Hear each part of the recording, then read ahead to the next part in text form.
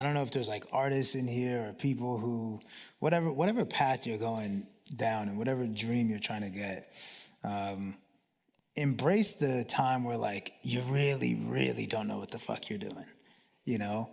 Especially as an artist, for me, it was fun because I knew nobody was watching.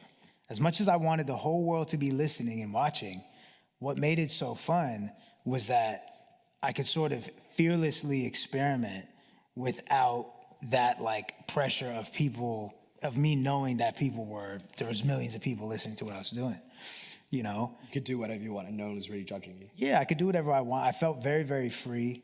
Yeah. More free than I do now, for sure. But Just did like that freedom, like, did the feeling of self-doubt ever, like... No, so I'll tell you why, right? Self-doubt wasn't a thing back then because there was no outside forces that were trying to get me to doubt myself. It was just me and Boogus. Granted, there was like no fans, but there was also no hate. There was no negative pushback. So it was really sheer delusion, you know? Just You need to have that confidence. Yeah, you have to have delusion, 100%. You have to be the first person that thinks that you're gonna do what you're about to do, you know, regardless of what anyone else thinks. You gotta believe it. So it is delusional, you know, but there was no doubt back then because it was just me and Boogus and we both believed the same thing. And that was it. It was so tight that there wasn't room. We didn't allow access into what we were doing. So we didn't have outside people saying, oh, that's not gonna work. It was just me and Boogus in his parents' basement just making songs, you know? So, yeah, there was no doubt back then.